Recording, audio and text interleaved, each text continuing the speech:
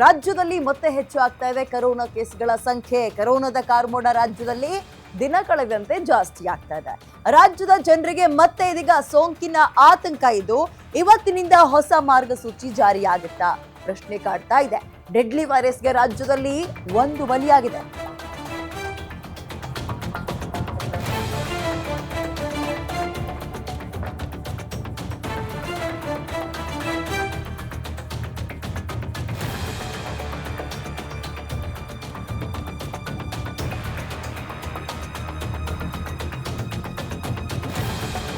ಕರೋನಾಗೆ ರಾಜ್ಯದಲ್ಲಿ ಈ ವರ್ಷದ ಮೊದಲ ಬಲಿಯಾಗಿದೆ. ಸೋಂಕು ಹೆಚ್ಚು ಆಗ್ತಾ ಇದ್ದಂತೆ ಎಚ್ಚೆತ್ತುಕೊಳ್ತಾ ಇದೆ ಆರೋಗ್ಯ ಇಲಾಖೆ. ಸೋಂಕು ಹೆಚ್ಚು ಆಗ್ತಾ ಇದ್ದಂತೆ ಇದೀಗ ಇವತ್ತಿನಿಂದ ರಾಜ್ಯದಲ್ಲಿ ಕರೋನಾ ಟೆಸ್ಟಿಂಗ್ ಅನ್ನ ಕೂಡ ಜಾಸ್ತಿ ಮಾಡೋಕೆ, ಜೊತೆಗೆ ಹಳೆಯ ಇದೀಗ ಹಳೆ ಸಂಪ್ರದಾಯಗಳೇನು ಹೇಳಿ, ಮಾಸ್ಕ್ ಹಾಕೊಳ್ತಾ ಇದ್ವಿ, ಸೋಷಿಯಲ್ ಡಿಸ್ಟೆನ್ಸ್ ಮೇಂಟೈನ್ ಮಾಡ್ಕೊಳ್ತಾ ಇದ್ವಿ, ಇವೆಲ್ಲವೂ ಕೂಡ ಮತ್ತೆ ಶುರುವಾಗುತ್ತಾ ಅನ್ನುವ ಪ್ರಶ್ನೆ ಇದೆ. ಹೊಸ ಗೈಡ್ಲೈನ್ಸ್ ಅಲ್ಲಿ ಏನೆಲ್ಲ ಅಂಶಗಳಿದೆ? ಸದ್ಯಕ್ಕೆ ಹೊಸ ಗೈಡ್ಲೈನ್ಸ್ ಅಂದ್ರೆ ಹಳೆಯ ಮಾರ್ಗಸೂಚಿಯನ್ನೇ ಜಾರಿಗೆ ತರ್ತಾರೆ ಅನ್ನೋ ಮಾಹಿತಿ ಇತ್ತು. ಕಾದ್ ನೋಡೋಣ. ಮತ್ತೊಂದ್ ಕಡೆ ಆರೋಗ್ಯ ಸಚಿವರಿಗೆ ಸಿಎಂ ಸೂಚನೆ ಕೊಟ್ಟಿದ್ದಾರೆ. ಏನಂತ? ಕೋವಿಡ್ ಕಂಟ್ರೋಲ್ಗೆ ರಾಜ್ಯ ಸರ್ಕಾರ ಮುಂದಾಗ್ತಾ ಇದ್ದು ಎಲ್ಲಾ ರೀತಿಯ ತಯಾರಿಗಳನ್ನ ಮಾಡ್ಕೊಳ್ಳಿ ಅಂತ ಸಿಎಂ ಸೂಚನೆ ಕೊಟ್ಟಿದ್ದಾರಂತೆ. ಸೊ ಈ ಬೆನ್ನಲ್ಲೇ ನೆನ್ನೆ ಸಿಎಂ ಸಿದ್ದರಾಮಯ್ಯ ಎಲ್ಲೋದ್ರೂ ಕೂಡ ಮಾಸ್ಕ್ ಹಾಕೊಂಡು ಹೋಗ್ತಾ ಇದ್ರು. ಸೊ ಸೋಂಕು ದಿನ ಕಳೆದಂತೆ ಜಾಸ್ತಿ ಆಗ್ತಾ ಇದೆ. ಓಕೆ, ನೋಡ್ತಾ ಹೋಗೋಣ ಒಂದೊಂದೇ ಅಂಶವನ್ನ. ರಾಜ್ಯದಲ್ಲಿ ಕೋವಿಡ್ ಪ್ರಕರಣಗಳು ದಿನ ಕಳೆದಂತೆ ಹೆಚ್ಚು ಆಗ್ತಿದೆ. ಈಗ ಹತ್ತತ್ರ 38 ಸಕ್ರಿಯ ಕೇಸ್ಗಳಿದೆ ಅಂತ ನಾವು ಗಮನಿಸಿದ್ವಿ. ಒಬ್ರು ಸಾವನ್ನಪ್ಪಿದ್ದಾರೆ ಕರೋನಾಗೆ, ಒಂದು ಸಾವಾಗಿದೆ, ಒಂದು ಬಲಿಯಾಗಿದೆ. ಅಕ್ಕಪಕ್ಕದ ರಾಜ್ಯಗಳಲ್ಲಿ ಕೇಸ್ಗಳು ಜಾಸ್ತಿ ಆಗ್ತಾ ಇದೆ. ಕೋವಿಡ್ ಸೋಂಕಿನ ತೀವ್ರತೆ ಕಡಿಮೆ ಇರಬಹುದು, ಬಟ್ ಕೇಸ್ಗಳು ದಿನ ಕಳೆದಂತೆ ಜಾಸ್ತಿ ಆಗ್ತಾ ಇದೆ. ಅದರ ತೀವ್ರತೆ ಇಲ್ಲ, ಅದು ಬಹಳ ಸ್ಪೈಕಲ್ ಇಲ್ಲ ಅಂತ ನಾವು ಅದನ್ನ ಲೈಟ್ ಆಗಿ ತಗೊಳಕ್ಕಾಗಲ್ಲ. ಯಾಕಂದ್ರೆ ಕರೋನಾ ಮನೆಯಲ್ಲಿ ಇರೋರೆಲ್ಲರೂ ಕೂಡ ಒಂದು ಕಾಡೋದು ಬೇಡ ಅಂತ, ಲಘುವಾಗಿ ನಾವು ಇದನ್ನ ಪರಿಗಣಿಸೋದು ಬೇಡ. ಜೊತೆಗೆ ಭಯ ಪಡ್ಕೊಂಡು ಏನೋ ಆಗ್ಬಿಡುತ್ತೆ ಅಂತ ಹೆದರ್ಕೋಬೇಡಿ, ಬಟ್ ಎಚ್ಚರಿಕೆಯಿಂದ ಇರಬೇಕು. ಸಿಎಂ ಕೊಟ್ಟಿರೋ ಸೂಚನೆ ಇವೆಲ್ಲವೂ ಕೂಡ ಜನರಲ್ಲಿ ಆತಂಕ, ಭಯವನ್ನ ಉಂಟು ಮಾಡೋದು ಬೇಡ, ಬದಲಿಗೆ ಜಾಗೃತಿ ಮೂಡಿಸಿ ಎಚ್ಚರಿಕೆಯಿಂದ ಇರೋಕೆ ಹೇಳಿ ಅವ್ರಿಗೆ ಅನ್ನುವ ಸೂಚನೆಯನ್ನ ಕೂಡ ಕೊಟ್ಟಿದ್ದಾರೆ. ಅದೇ ರೀತಿಯಾಗಿ ಆರೋಗ್ಯ ಇಲಾಖೆಗೆ ಹಿಂದೆ ಎಲ್ಲ ಬಳಸ್ತಾ ಇದ್ರಲ್ಲ ವೆಂಟಿಲೇಟರ್ಗಳು, ಬೆಡ್ಗಳು, ಅವೆಲ್ಲ ಯಾವ್ಯಾವ ಮೂಲೆಯಲ್ಲಿದೆ ಮೊದಲು ತೆಗಿರಿ, ವಾಪಸ್ಸು ರಿಯೂಸ್ ಮಾಡ್ಬೇಕಾಗುತ್ತೆ, ಈಗ ತೆಗಿರಿ ಅಂತ ಹೇಳಿದ್ದಾರೆ. ಜನರಲ್ಲಿ ಎಚ್ಚರಿಕೆಯ ಜೊತೆಗೆ ಜಾಗೃತಿಯನ್ನ ಮೂಡಿಸ್ಬೇಕು, ಎಚ್ಚರಿಕೆಯಿಂದ ಇರಬೇಕು, ಹಾಗಂತ ಭಯ ಪಡಿಸ್ಬೇಡಿ. ನೋಡಿ, 38 ಕೇಸ್ಗಳು ಸದ್ಯ ರಾಜ್ಯದಲ್ಲಿ ಇದೆ ಕರೋನಾ. ಜನರಲ್ಲಿ mask, gloves, sanitiser, social distance ಇವೆಲ್ಲವನ್ನ ಬಳಕೆ ಮಾಡುವಂತೆ ಸೂಚನೆ ಕೊಟ್ಟಿದ್ದಾರೆ. ಮಾಸ್ಕ್ ಒಂದು ಬಹಳ ಈಸಿಯಾಗಿ ನಮಗೆ ಪದ ಬರುತ್ತೆ. ಈ ಸೋಷಿಯಲ್ ಡಿಸ್ಟೆನ್ಸ್ ಎಲ್ಲ ಮರ್ತೇ ಬಿಟ್ಟಿದ್ವಿ ಒಂದು 3-4 ವರ್ಷದಿಂದ ನಾವು, ಅಲ್ವಾ? ಈಗ ಅವೆಲ್ಲವೂ ಕೂಡ ದಿನಗಳು ಹೊಸದಾಗಿ ಅಂದ್ರೆ ಮತ್ತೆ ನಮ್ಮ ಮುಂದೆ ಬರುತ್ತಾ ಅನ್ನುವಂಥದ್ದು ಪ್ರಶ್ನೆ. ಮೊದಲೇ ಎಚ್ಚೆತ್ಕೊಂಡ್ರೆ ಅನಾಹುತವನ್ನ ನಿಯಂತ್ರಿಸಬಹುದು, ದೊಡ್ಡ ಮಟ್ಟದಲ್ಲಾಗುವಂತಹ ಅನಾಹುತವನ್ನ ನಾವು ಕಂಟ್ರೋಲ್ ಮಾಡ್ಬೋದು. ಸೊ ಪ್ರಿಕಾಷನ್ಸ್ ತಗೊಳ್ಬೇಕಾಗತ್ತೆ. Precaution is better than cure ಅಂತಾರಲ್ಲ ಹಾಗೆ. ಕೋವಿಡ್ ಟೆಸ್ಟ್, ಔಷಧಿ ಮಾತ್ರೆಗಳ ಸಂಗ್ರಹಕ್ಕೆ ಸೂಚನೆ ಕೊಡಿ. ಅಗತ್ಯ ಬಿದ್ದರೆ ಡ್ರಗ್ಸ್ಗಳು ಹೆಚ್ಚಾಗಬೇಕಾ, ಅಂದ್ರೆ ಮೆಡಿಸಿನ್ಸ್ಗಳು ಬೇಕಾ, ಅದೆಲ್ಲದ್ರ ಬಗ್ಗೆ ಗಮನವನ್ನ ಕೊಡಿ ಅಂತ ಈಗ ಆಲ್ರೆಡಿ ಸಿಎಂ ಆರೋಗ್ಯ ಇಲಾಖೆಗೆ ಮತ್ತು ಸಚಿವರಿಗೂ ಕೂಡ ಮಾಹಿತಿಯನ್ನ ಕೊಟ್ಟಿದ್ದಾರೆ. ಸೊ ಒಂದಂತೂ ಗಮನದಲ್ಲಿರಬೇಕು, ಹೆದರ್ಕೊಳಕ್ ಹೋಗ್ಬೇಡಿ, ಆತಂಕ ಪಡ್ಕೋಬೇಡಿ, ಬಟ್ ಜೋಪಾನ, ಎಚ್ಚರಿಕೆಯಿಂದ ಇರಿ. ಮಕ್ಕಳಿಗೆ ಸ್ಕೂಲ್ಗಳು ರಿಓಪನ್ ಆಗ್ತಾ ಇದೆ, ಆಲ್ರೆಡಿ ಕೆಲವರಿಗೆ ಆಗಿದೆ. ಅಂಥವ್ರಿಗೆ ಮಕ್ಳಿಗೆ ಹೇಳ್ಕಳಿಸಿ, ಮಾಸ್ಕ್ ಹಾಕೊಳ್ಳಿ, ಎಲ್ಲರ ಜೊತೆ ಕೂತ್ಕೊಳಕ್ ಹೋಗ್ಬೇಡ, ಬಾಕ್ಸ್ ಶೇರ್ ಮಾಡ್ಕೊಳ್ಬೇಡ. ಯಾಕಂದ್ರೆ ಕ್ರೌಡಲ್ಲಿ ಸೇರ್ತಾರೆ ಎವ್ರಿ ಡೇ. ಒಂದು ಪ್ರೇಯರ್ ಹಾಲ್ನಿಂದ ಹಿಡಿದು, ಕ್ಲಾಸ್ ರೂಮಲ್ಲಿ ಹಿಡಿದು, ಲಂಚ್ ಬ್ರೇಕಲ್ಲಿ ಹಿಡಿದು ಮಕ್ಕಳು ಬೇರೆಯವ್ರ ಜೊತೆ ಆಟ ಆಡ್ತಾ ಇರ್ತಾರೆ. ಅಂಡ್ ಸಿಂಪ್ಟಮ್ಸ್ ಇದ್ರೆ ದಯವಿಟ್ಟು ಸ್ಕೂಲಿಗೆ ಕಳ್ಸೋಕೆ ಹೋಗ್ಬಿಡಿ. ಇದೆಲ್ಲವೂ ಕೂಡ ಸ್ಕೂಲಿಂದಲೂ ಕೂಡ ನಿಮ್ಗೆ ಮಾಹಿತಿ ಸಿಗತ್ತೆ. ನಿಮ್ಮ ಮಕ್ಕಳನ್ನ ನೀವೇ ಜೋಪಾನ ಮಾಡ್ಕೊಳ್ಬೇಕು. ಸ್ಕೂಲ್ ಆದಷ್ಟು ಅವರ ಪ್ರಿಕಾಷನ್ಸ್ಗಳನ್ನ ತಗೊಳ್ತವೆ. ನೀವು ಕೂಡ ಮನೆಯಲ್ಲಿ ಮಕ್ಕಳು ಬಂದ ತಕ್ಷಣ ಅವರಿಗೆ ಸ್ನಾನ ಮಾಡಿಸೋದಾಗಿರ್ಬೋದು, ಆ ಬಟ್ಟೆ ತೆಗೆದು ಮಷೀನಿಗೆ ಹಾಕಿಬಿಡೋದಾಗಿರ್ಬೋದು, ಇಂಥವೆಲ್ಲವೂ ಮಾಡ್ಕೋಬೇಕು. ಆಗ ತೀವ್ರತೆಯನ್ನು ಕಡಿಮೆ ಮಾಡ್ಬೋದು, ಬಹಳ ನಂಬರ್ಸ್ಗಳು ಜಾಸ್ತಿ ಆಗೋದನ್ನ ಕಂಟ್ರೋಲಿಗೆ ತಗೊಳ್ಬೋದು. ಈ ರೀತಿಯ ಸೂಚನೆಯನ್ನ ಕೂಡ ಆರೋಗ್ಯ ಇಲಾಖೆ ಕೊಡ್ತಾ ಇದೆ. ಸಿಎಂ ಈಗ ಕೆಲವೊಂದು ಜನರಿಗೆ ಹೇಳುವಂಥದ್ದು, ಹೆದರ್ಸೋಕೆ ಹೋಗ್ಬೇಡಿ, ಆತಂಕ ಪಡುವಂಥದ್ದು ಬೇಡ, ಬಟ್ ಆರಂಭದಲ್ಲೇ ಕಂಟ್ರೋಲ್ ಮಾಡ್ಕೊಳ್ಳೋಣ ಅಂತ. ನೋಡಿ, ಕೇರಳದಲ್ಲಿ ಕೇಸ್ಗಳು ಜಾಸ್ತಿ ಆಗ್ತದೆ, ಸಾವನ್ನಪ್ಪುವವರ ಸಂಖ್ಯೆ ಕೂಡ ಜಾಸ್ತಿ ಆಗ್ತದೆ. ಅದನ್ನ ಪಕ್ಕಕ್ಕೆ ತಮಿಳುನಾಡು ಬಂದ್ರೆ ತಮಿಳುನಾಡಲ್ಲೂ ಕೂಡ ಹೊಸ ತಳಿಗಳು ಕಂಡು ಬರ್ತಾ ಇದೆ. ಸೊ ಅಕ್ಕಪಕ್ಕದಲ್ಲಿ ಇದ್ದಿದ್ದು ಈಗ ಟ್ರಾವೆಲ್ ಹೆಚ್ಚು ಕಮ್ಮಿ ಓಡಾಡ್ತಾ ಇರ್ತಾರಲ್ವಾ, ಹಾಗಾಗಿ ಜಾಸ್ತಿ ಆಗ್ಬಹುದು ಅನ್ನುವ ಆತಂಕ ಇದೆ. ಬಟ್ ನಮ್ಮ ಜೋಪಾನದಲ್ಲಿ ನಾವೆಲ್ಲರೂ ಇರಬೇಕಾಗುತ್ತೆ. ಬಹಳ ದೊಡ್ಡ ಆತಂಕ, ವೆದರ್ ಚೇಂಜ್ ಆಗ್ತದೆ, ಮಳೆ ಬರುವಂತಹ ಕೆಮ್ಮು, ಶೀತ, ನೆಗಡಿ, ಜ್ವರ, ತಲೆನೋವು, ಮೈಕೈ ನೋವು ಕರೋನಾದ ಲಕ್ಷಣವ ಅಥವಾ ಮಳೆಗ್ನೆಂದು ಬಂದಿರೋದು, ಈ ಕನ್ಫ್ಯೂಷನ್ ಝೋನಲ್ಲಿ ಜನ ಸಿಗಾಕೊಳ್ತಾ ಇದ್ದಾರೆ. ಸೊ ಹಾಗಾಗಿ ಏನಾದರೂ ಈ ಥರದ ಸಿಂಪ್ಟಮ್ಸ್ ಬಂತು ಅಂದರೆ ಹೆದರ್ಕೊಳ್ಳೋಕೆ ಹೋಗ್ಬೇಡಿ, ಬದಲಾಗಿ ಹೋಗಿ ಒಂದು ಟೆಸ್ಟ್ ಮಾಡಿಸ್ಕೋಬೇಡಿ. ಆಲ್ರೆಡಿ ಎಲ್ಲ ಕಡೆ ಅಲರ್ಟ್ ಆಗಿದ್ದಾರೆ.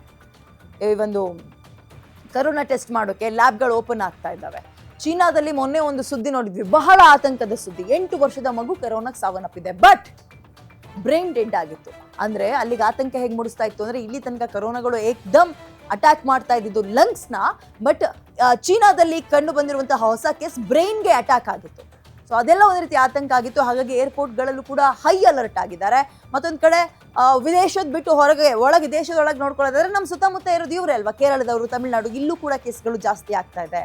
ಹಾಗಾಗಿ ಅಲರ್ಟ್ ಆಗಿರಿ ಅಂತ ಆರೋಗ್ಯ ಇಲಾಖೆಗೆ ಸೂಚನೆಯನ್ನ ಕೂಡ ಕೊಟ್ಟಿದ್ದು. ಆರೋಗ್ಯ ಇಲಾಖೆ ಒಂದು ಗೈಡ್ಲೈನ್ಸ್ ಅನ್ನ ಹೊಸದಾಗಿ ರೆಡಿ ಮಾಡಿಲ್ಲ. ಅವ್ರಿನ್ನು ಗೈಡ್ಲೈನ್ಸ್ ಇವ್ರಿಗೆ ಬರಬೇಕಾಗಿರೋದು ಸೆಂಟ್ರಲ್ ಇಂದ, ಬಟ್ ಈಗ ಹಳೇದನ್ನೇ ಜಾರಿ ಮಾಡಿ ಅಂತ ಅವ್ರು ಸೂಚನೆಯನ್ನ ಕೊಟ್ಟಿರ್ತಾರೆ, ಅದನ್ನ ಜಾರಿ ತರ್ತಾ ಇದ್ದಾರೆ. ಹಳೇದೇನು, ಮಾಸ್ಕ್ ಹಾಕೊಳ್ಳಿ, ಕ್ರೌಡ್ ಇರುವಂತಹ ಕಡೆ ಅನಗತ್ಯವಾಗಿ ಹೋಗೋದು ಬೇಡ.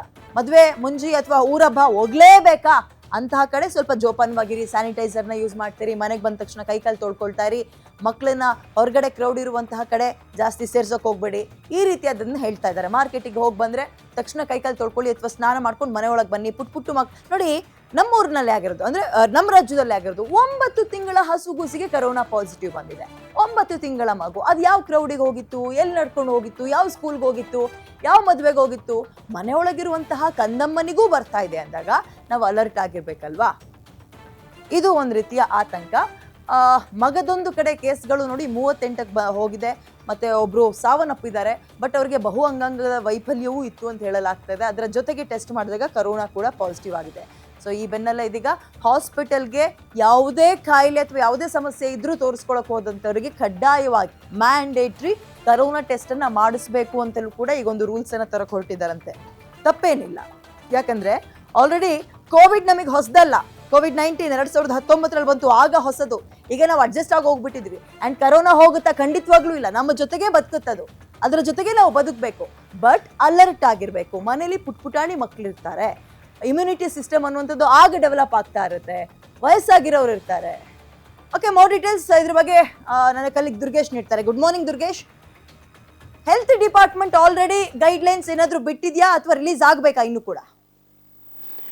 ಎಸ್ ವಿದ್ಯಾ, ಏನು ರಾಜ್ಯದಲ್ಲಿ ಮತ್ತೆ ಕೊರೋನಾ ಅಬ್ಬರ ಜಾಸ್ತಿ ಆಗ್ತಾ ಇದೆ. ರೋಗಿಗಳ ಸಂಖ್ಯೆ ಉಲ್ಬಣ ಆಗ್ತಾ ಇರುವಂಥದ್ದು. ರಾಜ್ಯದಲ್ಲಿ 35 ಕೇಸ್ಗಳು ದಾಖಲಾಗಿರುವಂಥದ್ದು. ಈ ನಿಟ್ಟಿನಲ್ಲಿ ರಾಜ್ಯ ಸರ್ಕಾರ ಈಗಾಗಲೇ ಕೆಲವೊಂದಿಷ್ಟು ಮಾರ್ಗಸೂಚಿಗಳನ್ನು ಬಿಡುಗಡೆಗೊಳಿಸಿದೆ.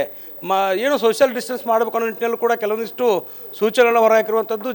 ಜನದಟ್ಟ ಪ್ರದೇಶದಲ್ಲಿ ಎಲ್ಲರೂ ಕೂಡ ಮಾಸ್ಕ್ ಹಾಕಬೇಕು ಅನ್ನೋಂಥ ನಿಟ್ಟಿನಲ್ಲೂ ಕೂಡ ಸೂಚನೆಯನ್ನು ನೀಡಿರುವಂಥದ್ದು. ನಿನ್ನೆ ಅಷ್ಟೇ ಆರೋಗ್ಯ ಇಲಾಖೆಯಿಂದ ಕೆಲವೊಂದಿಷ್ಟು ಮಾರ್ಗಸೂಚಿಗಳನ್ನು ನೀಡಲಾಗಿದೆ. ಅದರ ಜೊತೆಗೆ ಇವತ್ತು CM ಸಿದ್ದರಾಮಯ್ಯ ಅವರು ಕೂಡ ಆರೋಗ್ಯ ಇಲಾಖೆ ಅಧಿಕಾರಿಗಳಿಗೆ ಮತ್ತು ಆರೋಗ್ಯ ಸಚಿವರಿಗೆ ಕೆಲವೊಂದಿಷ್ಟು ಸೂಚನೆಯನ್ನು ನೀಡಿರುವಂಥದ್ದು. ಈ ಒಂದು ಪರಿಸ್ಥಿತಿಯಲ್ಲಿ ಯಾವುದೇ ಕಾರಣಕ್ಕೂ ನಾವು ನಿರ್ಲಕ್ಷ್ಯವನ್ನು ತೋರೋದು ಬೇಡ. ಯಾಕಂದರೆ ಕಳೆದ 2 ಬಾರಿ ಕೊರೋನಾ ಬಂದಾಗ ನಾವು ಯಾವ ರೀತಿ ಪರಿಸ್ಥಿತಿಗಳನ್ನು ನೋಡಿದ್ದೇವೆ ಅನ್ನೋ ನಿಟ್ಟಿನಲ್ಲಿ ಸಾಕಷ್ಟು ಮುಂಜಾಗ್ರತಾ ಕ್ರಮವಾಗಿ CM ಸಿದ್ದರಾಮಯ್ಯ ಸೂಚನೆಗಳನ್ನು ನೀಡಿರುವಂಥದ್ದು.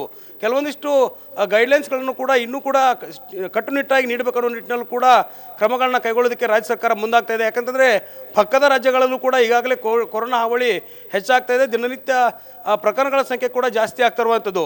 ಈ ನಿಟ್ಟಿನಲ್ಲಿ ಇವತ್ತು CM ಸಿದ್ದರಾಮಯ್ಯ ಅವರು ಕೂಡ ಆರೋಗ್ಯ ಇಲಾಖೆಯ ಸಚಿವರು ಮತ್ತು ವೈದ್ಯಕೀಯ ಶಿಕ್ಷಣ ಸಚಿವರಾದಂಥ ಶರಣಪ್ರಕಾಶ್ ಪಾಟೀಲ್ ಅವರಿಗೆ ಸೂಚನೆಗಳನ್ನು ನೀಡಿದ್ದಾರೆ. ಈ ನಿಟ್ಟಿನಲ್ಲಿ ರಾಜ್ಯದಲ್ಲಿ ಈ ಒಂದು ಪ್ರಕರಣಗಳ ಸಂಖ್ಯೆ ಹೆಚ್ಚಾಗಬಾರದು ಅನ್ನೋ ನಿಟ್ಟಿನಲ್ಲಿ ಕ್ರಮಗಳನ್ನು ಕೈಗೊಳ್ಳುತ್ತಿದ್ದಾರೆ. ಜನದಟ್ಟಣೆ ಪ್ರದೇಶಗಳಲ್ಲಿ ಸೋಷಿಯಲ್ ಡಿಸ್ಟೆನ್ಸನ್ನು ಮ್ಯಾನೇಜ್ ಮಾಡಬೇಕು, ಅದ್ರ ಜೊತೆಗೆ ಸ್ಯಾನಿಟೈಸರ್ನ ಬಳಕೆ ಮಾಡಬೇಕು, ಮಾಸ್ಕ್ಗಳನ್ನ ಬಳಕೆ ಮಾಡಬೇಕು. ಈ ನಿಟ್ಟಿನಲ್ಲಿ ಅದರಲ್ಲೂ ಕೂಡ ಕೆಲವೊಂದಿಷ್ಟು ಈಗಾಗಲೇ ಮೆಡಿಕಲ್ ಕಾಲೇಜುಗಳಲ್ಲಿ, ಆರೋಗ್ಯ ಆಸ್ಪತ್ರೆಗಳಲ್ಲಿ ಈಗಾಗಲೇ ಕೋವಿಡ್ ಟೆಸ್ಟನ್ನು ಕೂಡ ಆರಂಭ ಮಾಡಿರುವಂಥದ್ದು. ಆರೋಗ್ಯದಲ್ಲಿ ಏರುಪೇರಾದಂಥ ವ್ಯಕ್ತಿಗಳಿಗೆ, ಹೃದಯ ಸಂಬಂಧಿ ಕಾಯಿಲೆಗಳಿರುವಂಥ ವ್ಯಕ್ತಿಗಳಿಗೆ ಮತ್ತು ತೀವ್ರವಾದಂಥ ಜ್ವರ ಬರುವಂಥ ವ್ಯಕ್ತಿಗಳನ್ನು ಈಗಾಗಲೇ ಅವರಿಗೆ ಪರೀಕ್ಷೆಗೆ ಒಳಪಡಿಸಲಾಗ್ತಾ ಇದೆ. ಈ ನಿಟ್ಟಿನಲ್ಲಿ ಪ್ರಕರಣಗಳ ಸಂಖ್ಯೆ ಹೆಚ್ಚಾಗಬಾರದು ಅನ್ನೋ ನಿಟ್ಟಿನಲ್ಲಿ ಕೂಡ ಚರ್ಚೆಗಳು ಆಗ್ತಿರುವಂಥದ್ದು. ವಿದ್ಯಾ, ಈಗ ಸದ್ಯ ಕೇಸ್ಗಳು ರಾಜ್ಯದಲ್ಲಿ ಸಕ್ರಿಯ ಕೇಸ್ಗಳು ಎಷ್ಟಿದೆ? ಆ್ಯಂಡ್ ಈಗ ಮೆಡಿಸಿನ್ ಅಥವಾ ಟ್ರೀಟ್ಮೆಂಟ್ ಅಂತ ಹೋದಾಗ ಸವಲತ್ತುಗಳನ್ನು ಹೆಚ್ಚಿಗೆ ಮಾಡೋಕೆ ಏನಾದರೂ ಹೇಳಿದಾರ CM? ಜೊತೆಗೆ ಈ ಇರುವಂತಹ 38 ಕೇಸ್ಗಳು ಹಳೆ ತಳಿಯ ಅಥವಾ ಹೊಸದಾಗಿ ಏನಾದರೂ ಮ್ಯೂಟೆಂಟ್ ವೈರಸ್, ಇದ್ರ ಬಗ್ಗೆ ಏನಾದರೂ ಡೀಟೇಲ್ಸ್ ಇದೆಯಾ ದುರ್ಗೇಶ್? ಎಸ್ ವಿದ್ಯಾ, ಈಗ ಕೊರೋನಾ G1 ಅನ್ನುವಂಥ ಮಾಹಿತಿ ಇರುವಂಥದ್ದು. G1 ಅನ್ನುವಂಥ ಮಾಹಿತಿಯ ಮೂಲಕ ಈಗಾಗಲೇ ಏನು ರಾಜ್ಯದಲ್ಲಿರುವಂಥ ಪ್ರಕರಣಗಳನ್ನ ದಾಖಲು ಮಾಡಿಕೊಳ್ಳಲಾಗ್ತಾ ಇದೆ. ಆ ನಿಟ್ಟಿನಲ್ಲಿ ಎಲ್ಲ ಜಿಲ್ಲಾ ಆಸ್ಪತ್ರೆ ಮತ್ತು ತಾಲೂಕು ಆಸ್ಪತ್ರೆಗಳಲ್ಲಿ ಔಷಧಿಗಳಿಗೆ ಮತ್ತು ಬೆಡ್ಗಳಿಗೆ ವ್ಯವಸ್ಥೆಯನ್ನು ರಾಜ್ಯ ಸರ್ಕಾರ ಈಗಾಗಲೇ ಮಾಡಿರುವಂಥದ್ದು. ಕೋವಿಡ್ ಸೋಂಕು ಅಂತ ಗೊತ್ತಾದರೆ ಅವರಿಗೆ ಪ್ರತ್ಯೇಕವಾದಂಥ ಒಂದು ವಾರ್ಡ್ಗಳನ್ನು ಮಾಡಿ ಅಲ್ಲಿ ನಿಗಾವಹಿಸಿ ಚಿಕಿತ್ಸೆಯನ್ನು ಕೊಡಬೇಕನ್ನೋ ನಿಟ್ಟಿನಲ್ಲೂ ಕೂಡ CM ಸೂಚನೆಯನ್ನು ನೀಡಿದ್ದಾರೆ. ಎಲ್ಲ ಆಸ್ಪತ್ರೆಗಳಿಗೂ ಈ ಒಂದು ಗೈಡ್ಲೈನ್ಸ್ಗಳು ಹೋಗ್ತಿರುವಂಥದ್ದು. ಪ್ರಮುಖವಾಗಿ ಮಾಸ್ಕ್ ಮತ್ತು ಗ್ಲೌಸ್, ಸ್ಯಾನಿಟೈಸರಿಂಗ್ ಮತ್ತು ಅವರನ್ನು ಒಂದು ನಿಗಾವಹಿಸುವಂಥ ಕೆಲಸಕ್ಕೆ ಆದ್ಯತೆಯನ್ನು ನೀಡುವ ನಿಟ್ಟಿನಲ್ಲಿ CM ಸಿದ್ದರಾಮಯ್ಯ ಅವರು ಈಗಾಗಲೇ ಸೂಚನೆಯನ್ನು ಕೊಟ್ಟಿರುವಂಥದ್ದು. ರಾಜ್ಯದಲ್ಲಿ ಏನು ಪ್ರಕರಣಗಳು 38 ಪ್ರಕರಣಗಳು ಇವತ್ತು ದಾಖಲಾಗಿರುವಂಥದ್ದು. ಅದರಲ್ಲಿ ಒಬ್ಬ ವಯೋವೃದ್ಧ 84 ವಯಸ್ಸಿನವರು ಬೆಂಗಳೂರಿನವರು ಸಾವನ್ನಪ್ಪಿದ್ದಾರೆ ಅನ್ನುವಂಥ ಮಾಹಿತಿ ಕೂಡ ಇರುವಂಥದ್ದು.